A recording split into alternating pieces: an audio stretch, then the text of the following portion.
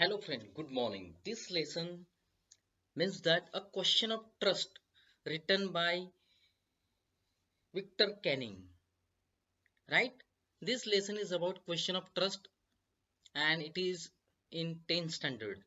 Author of this short story, right?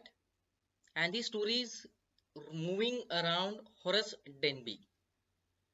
The story is about thief who get a taste of his own deeds. Horace Denby is a thief completely. He steals only once in a year. He is fond of books and spends most of his money on buying books. Also, he plans accurately before attempting any burglary, means any stealing. During his burglary attempt at Big House, he studied well before entering the house for stealing from safe. A lady thief cheated on him, who claimed herself to be owner of house. Finally, Horace end up in a prison. Only regret the way that a man should not trust anyone, particularly from his own profession. So that is the story. Now let us go to the in detail. Horace Denby was a good person. He was 50 years old but still unmarried. Horace Denby was locksmith. He was very successful businessman. He had two assistants to help him, being good and respectable, but he was not totally honest. Somewhere he was cheating other. He was fond of rare and expensive books. He purchased them at any cost. For this he robbed safe only once a year. He purchased these books secretly through agent. Before making a theft, he chalk out plan well. This time he had observed a house at short over Grange for 2 weeks. He studied even minute things about that house.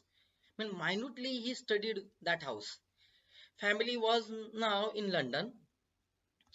Two caretaker servant of the house had gone to movies. He jumped out from behind garden wall and came inside the house.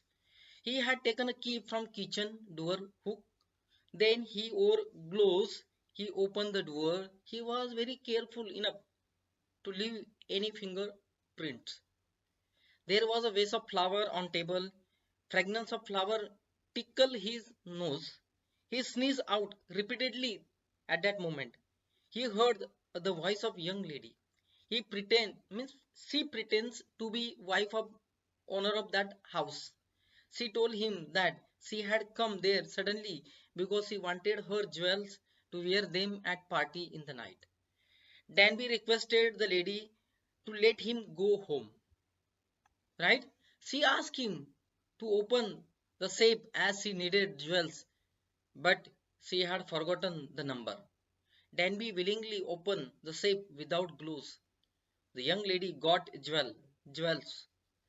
Horace, Horace Danby, who was a narrator of the story, went away happily because he had escaped from being imprisoned. On third day, policemen had arrested him for jewel robbery at Short over Grange.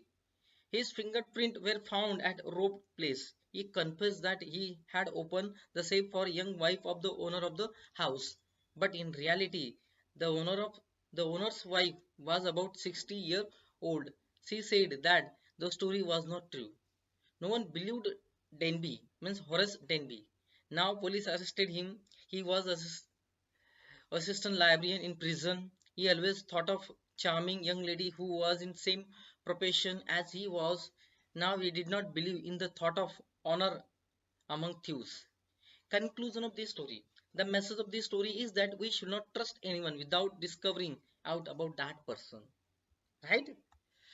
तो दोस्तों इस लघु कथा के लेखक right होरस canine है mean sorry Victor canine है इस कहानी के कथाकार जो मेन कैरेक्टर है होरस डेनबी है यह कहानी एक ऐसे चोर की है जिसे अपने कर्मों का स्वाद मिलता है होरस डेनबी पूरी तरह से एक चोर है वह साल में केवल एक बार चोरी करता है वह किताबों के शौकीन है और अपना ज्यादातर पैसा किताबों खरीदने में और पढ़ने में खर्चा करती है इसके अलावा वह किसी भी चोरी के प्रयास के पहले सटीक योजना और पढ़ाई करते हैं उस चीज की। एक बड़े घर में चोरी के प्रयास के दौरान उस घर में घुसकर तिजोरी से चोरी करने से पहले अच्छी तरह से वो अध्ययन किया करते हैं।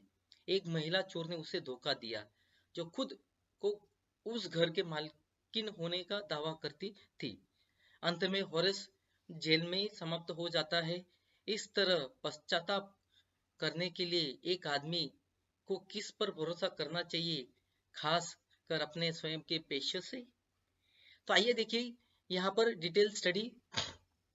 हॉरेस डेनबी एक अच्छे इंसान है। वो 50 साल के है लेकिन फिर भी वो अविवाहित है। हॉरेस डेनबी एक ताला बनाने वाला था। वह एक बहुत ही सफल व्यवसायी थे। उनकी सहायता के लिए 2 सहायक थे। अच्छा और सम्मानित होने के नाते लेकिन वो पूरी तरह ईमानदार नहीं थे। वह दुर्लभ और महंगी किताबों के शौकीन थे। उन्हें किसी भी कीमत पर खरीदना उनका पेशा था। इसके लिए उन्होंने साल में केवल एक बार तिजोरी लूटी। उन्होंने इन किताबों को एक एजेंट के द्वारा गुप्त तरीके से खरीदे थे। चोरी करने से पहले उसने योजना को अच्छी तरह से पूरा किया, मतलब स्टडी कर लिया। इस बार उन्होंने 2 सप्ताह के लिए शोर शो और ग्रेंज में घर का निरीक्षण किया था। उन्होंने उस घर के बारे में एक एक मिनट की एक एक चीजों की अध्ययन किए थे। परिवार अब लंदन में था। घर के 2 केयरटेकर नौकर फिल्म देखने गए थे। वह बगीचे के दीवार के पीछे से कूद गया, घर के अंदर गया। उसने रसोई के दरवाजे से चाबी ली और धीरे से खोला। उसने दस्ताने पहने। उन्होंने दरवाजा खोला। वह किसी भी उंगलियों को निशान छोड़ने के लिए बहुत सावधान था। मेज पर फूलों की एक कलश थी। वो फूलों की खुशबू उनकी नाक की गुदगुदी कर दी। वो बार बार छिकता रहे। उसने एक युवा महिला की आवाज सुनी। वह उस घर की मालकिन की पत्नी होने का दिखावा करती है। उसने उसे बताया कि वो अचानक आ गई है क्योंकि वो चाहती है कि उसके गहने उस दिन रात की पार्टी में पहनने थे। डेनबी ने महिला का अनुरोध किया कि उसे घर जाने दो। उसने उसे गहने खोलने के लिए कहा क्योंकि उसे गहने की जरूरत थी, लेकिन वो उस ताला भूल गई थी। क्या संख्या है वो भी भूल गई थी। डेनबी ने स्वच्छता से बिना ताले से तिजोरी खोली। युवती को गहने मिले। डोर हॉरेस डेनबी मतलब मैं इस कहानी के मेन कलाकार खुशी से चले गए क्योंकि वो जेल जाने से बच गए थे। तीसरे दिन एक पुलिस कर्मी ने उन्हें शॉर्ट और ग्रेंज में गहने लूटने के लिए गिरफ्तार किया था। उसकी उंगली के निशान वहां पर छूट गए थे दोस्तों। उसने कबूल किया कि उसने घर के मालिक की युवा पत्नी के लिए तिजोरी खोली थी, लेकिन वास्तव में मालिक की पत्नी लगभग 60 साल की थी। उसने कहा कि सच नहीं है। और इस तरीके से डेनबी को विश्वास नहीं हुआ। अब पुलिस ने उन्हें गिरफ्तार कर लिया। वह जेल में सहायक लाइब्रेरियन के तौर पे काम कर रहे थे। वहां हमेशा आकर्षक युवा महिला के बारे में सोचते रहे जो उसे पेशे में थी। अब उन्होंने चोरों के बीच सम्मान के बारे में सोचना छोड़ दिया। तो इसका निष्कर्ष निकलता है कि हमें किसी भी व्यक्ति के बारे में पता किए बिना किसी भी भरोसा नहीं करना चाहिए दोस्तों।